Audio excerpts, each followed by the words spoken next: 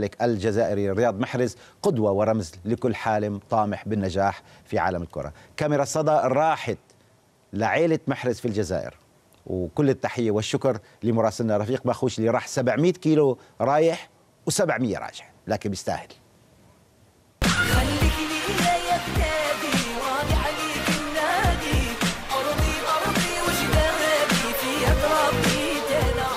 يوم ليس كسائر الأيام.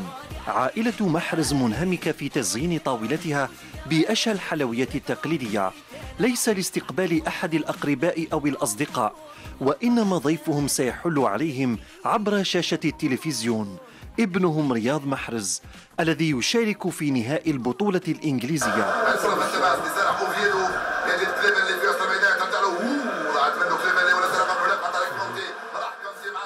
هذا ولد خويا، راني فرحان به، وكما يقولوا مشرفنا كما قال العائله تاعو الفاميليا تاعو كاع هنا في بني سنوس. انا عمو الصغير ننصحو باش يقعد في ليستا سيتي، يزيد معاهم على الاقل حسب هذا الموسم الجديد تاع 2016-2017.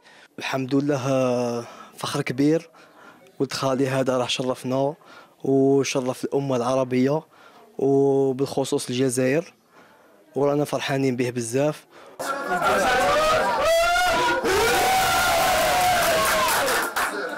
فرجة تصنعها عائلة محرز اعتزازا وافتخارا بابنهم رياض.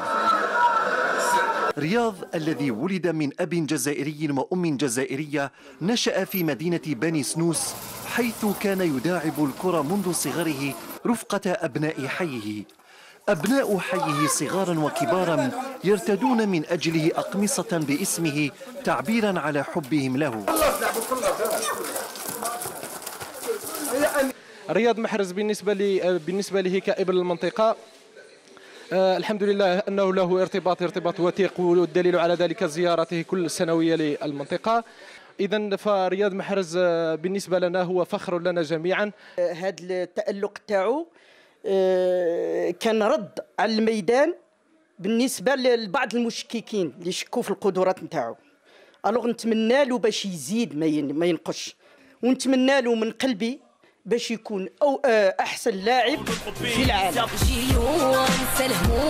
بلادي قمرة شحالة، انا فرح انا غني انا نطير كي الحمامة.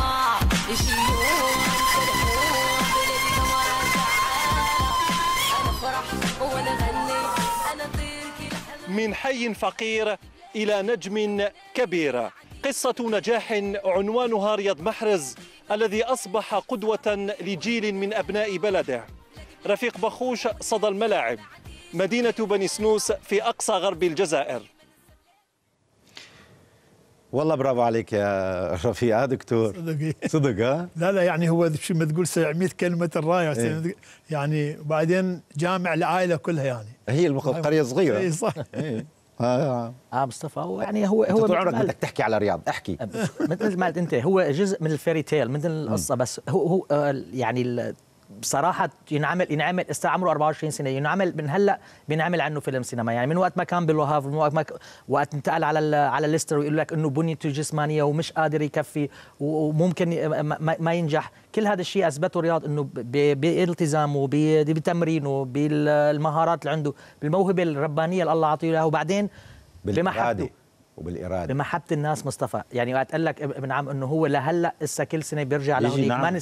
ما نسي البيئه اللي نجى فيها اللي طلع منها، وانا برايي هي اللي عملته. يعني الاطرب اللي شو بسموها الحارات الضيقه، الشوارع، الكره القدم اللي مش مزبوطه، هي اللي خلته يعمل الفرق مع رياض. طبعا كل شيء اللي حكاه الدكتور وقفت عند كلمه الاطرفه. منين هي، عربي ولا انجليزي؟ لا شو اسمها؟ اطرفه؟ قصدي الارصفه. ارصفه؟ لا ما قلت ارصفه، ما انا قصدي الارصفه غلط. ما قصدك الارصفه، قصدك ما اعرف. ولا قصدي الطرقات اللي قلت لك عليها، هدول الطرقات الضيقه. ما انا مصطفى، انا عقلي بصراحه بالمقابله اللي قبل، لانه طلعتني من كل مود كره القدم. قصدي على مقابله الرطيان. كمان ضيوفنا ترى كل واحد له جنونه. ضيفتنا الاخيره هالليله